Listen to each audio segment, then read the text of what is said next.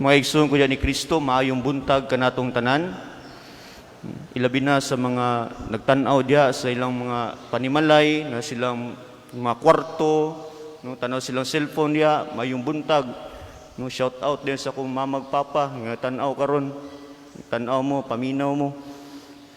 Mga igsoon, ang atong ebanghelyo karon or atong mga pagbasa, no, lami kayo paminawon, is because it's very obvious, no, needless to have a deepening o reflection bahin niini.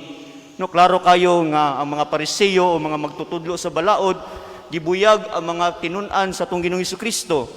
Nganong nagkaon mamo nahugaw mamo kamot. No, wa mo nisunod sa tradisyon sa mga katigulangan. Apan no atong nadungog, no, paminaw nato murag protektahan sa atong Ginoong Hesukristo ang iyang mga tinun-an.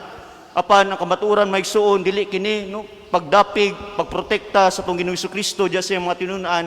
Apan iyang gitama unsay kamatuoran diya sa pagsunod sa mga balaod diya ni Yahweh or sa atong Dios. Mga isuon, no, klaro kaayo na mga magtutudlo sa mga balaod o mga Pariseo, no, nagsunod lamang sa tradisyon, apan ang ilang kasing-kasing o kamatuoran sa buong balaod layo ra sa kamatuoran. Kita no mga Pilipino, we are notorious about this mga tradisyon nato, mga tuo-tuo na to. No, dagang kita mga tuo-tuo, unsa man kini? No, kung nay mamatay, bawal maglitsyon. Kung namamatay, no, kung asa gisulod ang lungon, bawal na ibalik dato sa asa giagian. Munang ubang mga balay, bakbako ng mga bongbong diya. Di isulod ang mga lungon.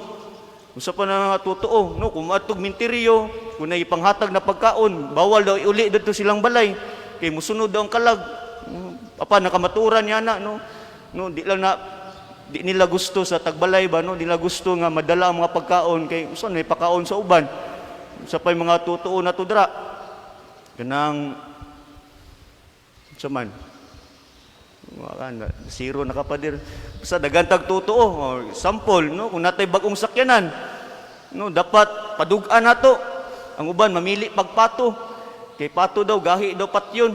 Sa to pa kung pato magipadugo si mong sakyanan, dugay po ka mamatay. Ito, kay patyo na mong pato, magkisi-kisi na, basigwa na yung ulo. Pag magpadugo sa pato, padugo sa sakyanan, gigamit ang pato, mato din sa pari, no, dato pa-blessing. No, kini na mga tradisyon nato, mga tutuo nato, wag ibasihan. No, kaingon kita, muna akong mama sa una, no, nag-away mi sa una, seminaryan ko ato.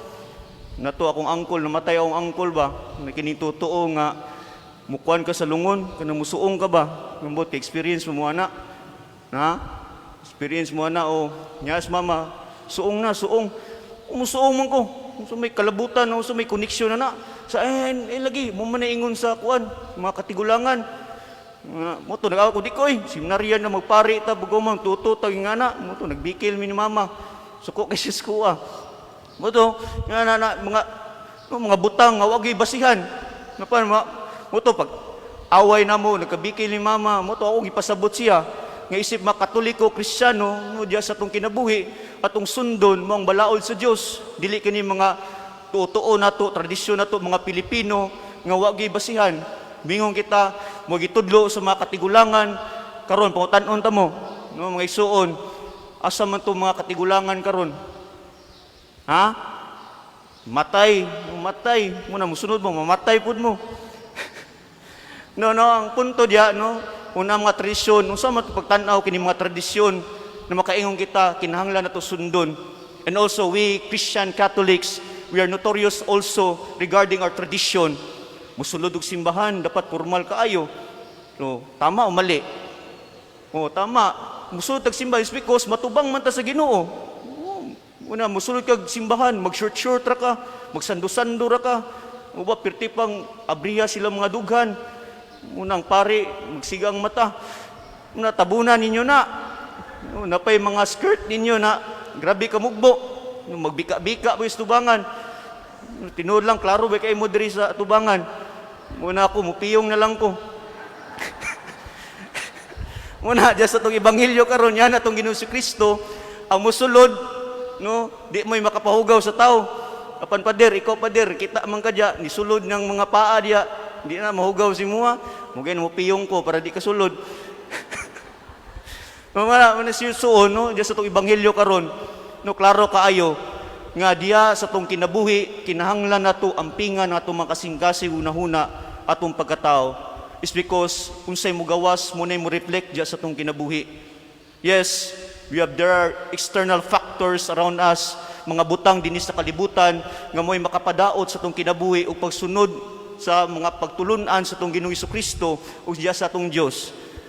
Say maingon makuan kita, we are bombarded by these things, maglisod kita, tama ba ni, dautan ba ni, dibog mo po na sa kinabuhi, no, dagang masulod, dagang tentasyon, na pader, dagang kay mutana, pader, maibog po ka pader, alangan, laki gud ta, nabuang. Bitaw, ipokrito kay ko, kung di po ko muingon, di ko mutugan sa tinuod, tawag ko sama ninyo, tawag ta, no, gibuhat sa Dios, we have this instinct, we have this inclination, but then, I myself, no, akong kagalingon, yatag na ko sa Ginoo. Char. Nga na po na, no, sa mga minyo, kung minyo na mo, dapat focus din yung kasing-kasing sa mga asawa, kamo mga bana, no, say, klaro kay diya, no, sa itong ebanghelyo, nag-inon ng atong Ginoong Jesucristo, kay gikan sa sulod, gikan sa kasing-kasing sa tao, mo mugawas ang mga daotang unahuna, na din kahakog, mo gini pinakasakit sa mga lalaki diri, no? Asa to diri? Mga pagpanapaw, muna paminaw mo, sakit man apan mo nay kamatuoran, no? Muna sinyong kinabuhi, focus na mo diya sa mga asawa or sa mga bana kamo mga babae, di buto sabot kami laki, kami ri dautan, no? Tik-atik bud mo, hindi lang mo masakpan. Hawd lang kay mo. Muna mga igsoon, no, balik kita, no, ang punto diya sa itong Ginoong Jesucristo, kinahanglan nato, no, ampingan nato makasing-kasing ug nahuna. We must focus ourselves dito sa Ginoo, dili sa mga butang nga mo'y makapahugaw kanato. Kabalo naman ta ba unsay tama o mali, unsay dautan, unsay makapadaot sa tuwa? Nara na sa tuwa giunsa nato pagpuyo, giunsa nato pag-apply sa tong kaugalingon. Muna, no, mulagi mo justify buta, pader tao man ko. Ako po, tao po ko, pari ko, suot ko aning sutana, puti. Apan, deep inside, no, giunsa na to pagpuyo, giunsa na to pag-amping sa itong makasing-kasing. Muna, once ma-focus kita sa itong Ginoong Jesucristo, diya sa itong pagtuo, surely tanang butang, no, kini lamang, lumalabay lamang kini sa itong kinabuhi. And I know it's not easy na mag-focus kita, kay tao man kita, no, napuyo man kita sa kalibutan, klase-klaseng butang nato na sinati dinhi, mga butang nga makaingon kita, kini lami kaayo, kini makapahatag kanako og kahayahay sa kinabuhi. No, yes, apan isip makatoliko Kristiyano na diya, no, muni tatak sa tuwa, no, nakatato sa tong kagalingon na kinahanglan nato ampingan nato makasing-kasing haron may subay kita sa pagtulunan sa Ginoo. Kay once musulod kita, no, sa kabubuton sa Dios, sa pagtuludan sa tong Ginoo, diya sa tong kinabuhi, no, gibi naman na. Kumusunod kita, masinati na to ang kinabuhing walay katupusan diya sa langit. Umo kini atong punto, kung gasimba kita, mo kini atong punto, nganong gatuo kita, mo kini atong punto, nganong kinahanglan atong relasyon sa Ginoo, napalawman natong relasyon sa Ginoo, is because all of us gusto may langit. No, kisa may dili gusto may langit, o kita mang tanan gusto may langit. Ikaw daw mamatay na ka, mawala ka diri, unsa man, maglutaw-lutaw ra ka dito sa outer space. No, gusto nato, no, masinati nato ang kinabuhing walay katapusan, makauban ang Ginoo. Apan, no, sama sa unggingon ganiya, mga butang, mga factors na makapalisod sa tong kinabuhi. Busa nining Domingguha, no, nining taknamay suon, no, pangayoon natong panabang sa Dios diya sa tong kinabuhi. You know, it's not easy, but then pray harder, no? Sincere prayer and relationship to our God and to our Creator is because kung naang Ginoo, sentro ang Ginoo diya sa itong kinabuhi, di kita maglisod. And I know, it's easy to say, dali ra mo giingon, Ginoo, pamilya, ug kuan, isi katao, dali ra gyud kinaingon, ama ng pangutana, unsaon nato pagpuyo, unsaon na pag-apply kini.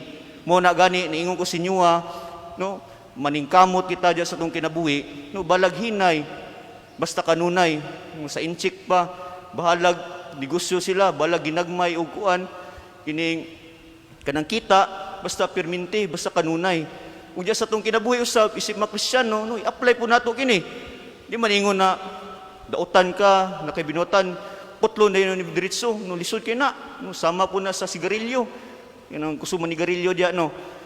Putla ninyong sigarilyo, no, ano pa ni garilyo, di ba? Pagkasud adlaw, patay na mo. Yung ana nang kuan, no, diya sa tong kinabuhi usab, no, hinay-hinay, basta kanunay. Muna, no, pangayon na to panabang sa Ginoo, o ginaot, no, mas palawman pa nato, hugton pa nato ang relasyon diya kaniya. Palihog manindog. Karon